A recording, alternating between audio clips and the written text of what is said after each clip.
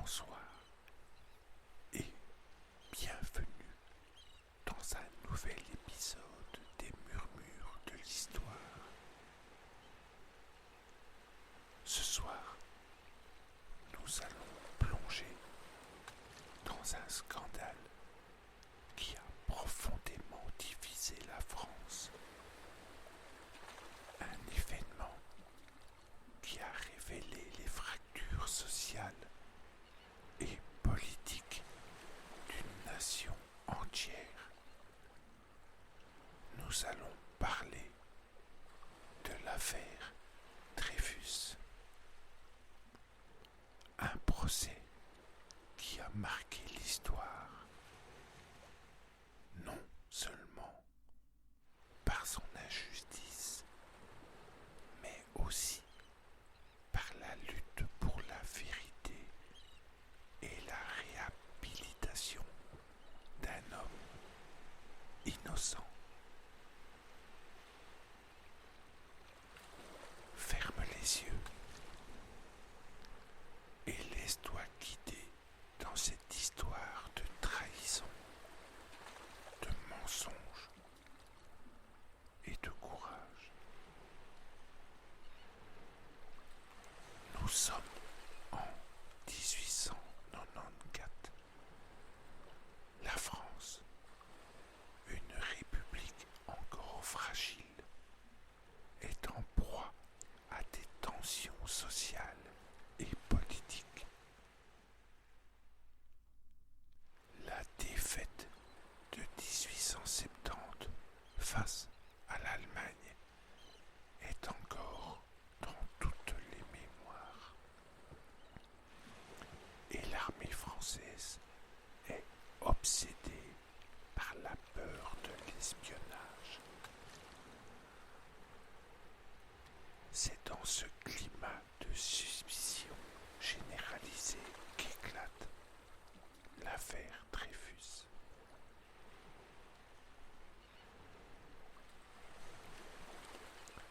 Le capitaine Alfred Dreyfus, un officier juif de l'armée française, est arrêté et accusé d'avoir livré des secrets militaires à l'Allemagne. Dreyfus est issu d'une famille alsacienne et a choisi de rester fidèle à la France après l'annexion de l'Alsace-Lorraine par l'Allemagne.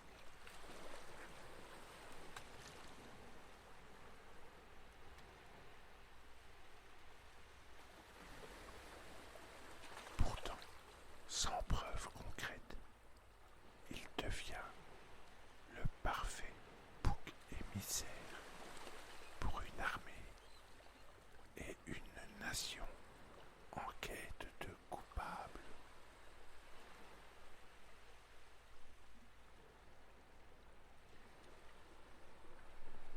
Imagine cette scène. Dreyfus, un homme droit et rigoureux, se trouve accusé de trahison lors de son procès. Des documents falsifiés et des témoignages douteux sont utilisés contre lui. L'affaire est montée de toutes pièces, mais la vérité importe peu.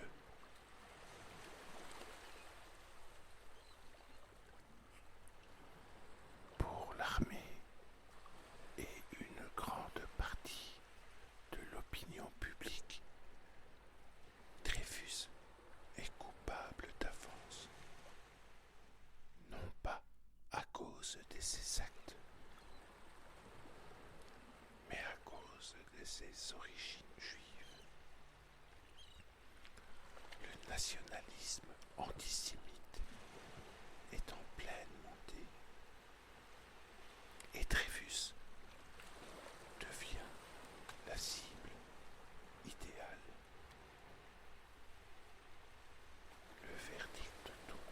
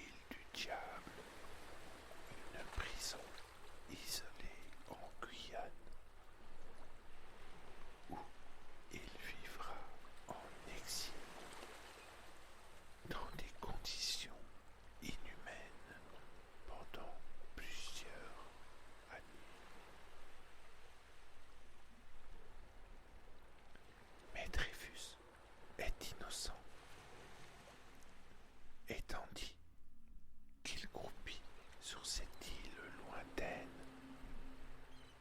une poignée de personnes commencent à douter de sa culpabilité. Parmi elles, le lieutenant-colonel Georges Picquart,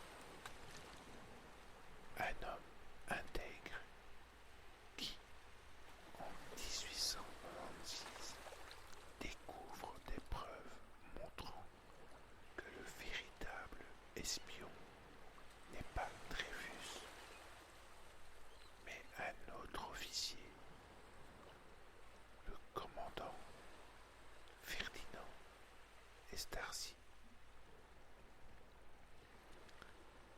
Picquart tente d'alerter ses supérieurs, mais au lieu de réexaminer l'affaire, l'armée étouffe les révélations. Il fait tout pour protéger son honneur.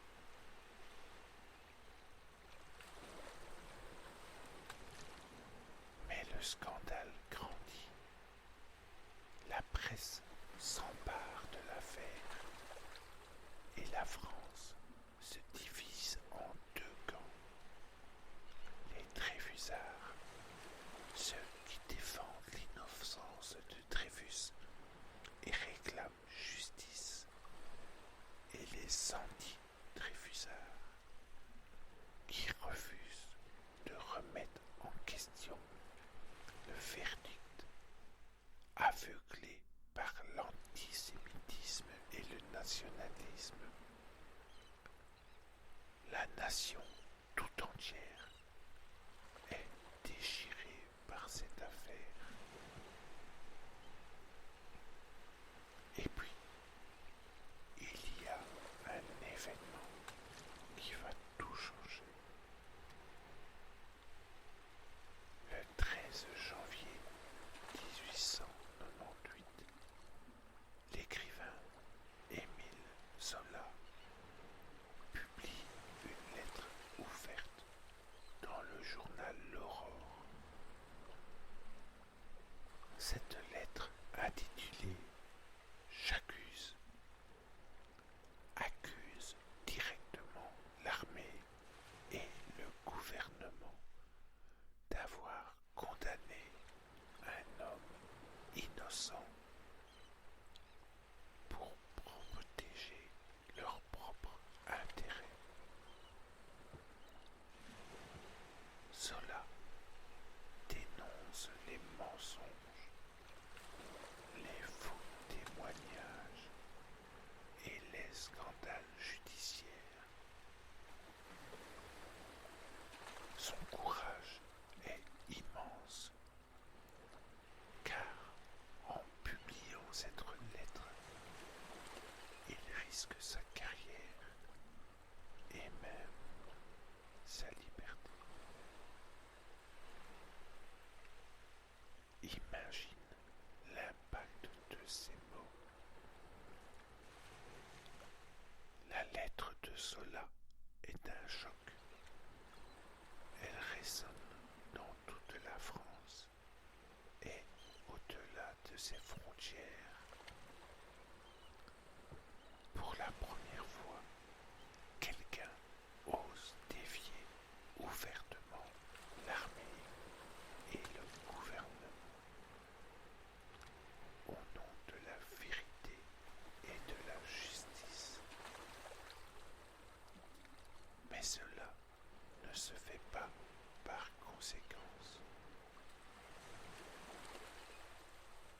Zola est poursuivi en justice pour diffamation et condamné.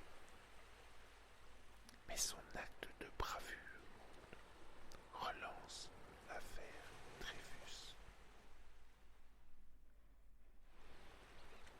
La lutte pour la vérité est longue. Il faudra plusieurs années de combats judiciaires, de pression médiatique et de mobilisation de l'opinion publique avant que la vérité ne triomphe enfin.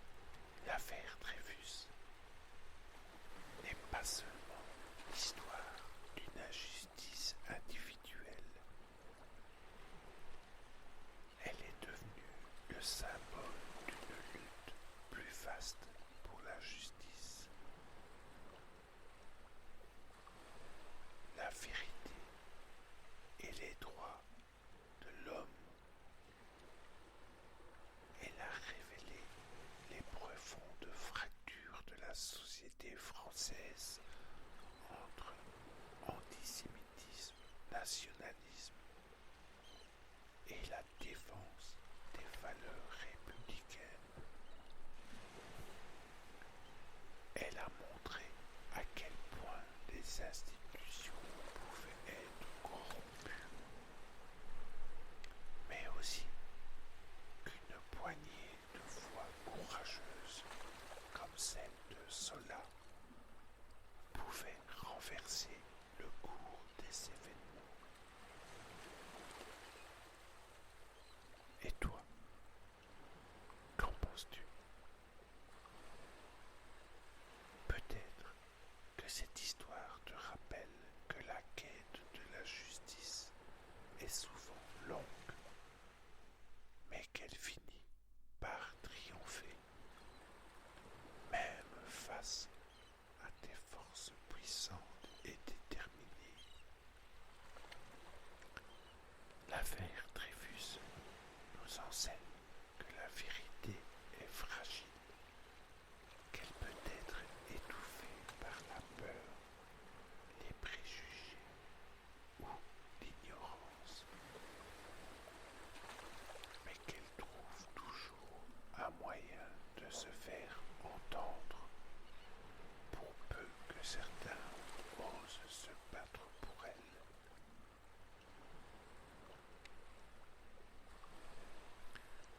Merci d'avoir écouté cet épisode des Murmures de l'Histoire.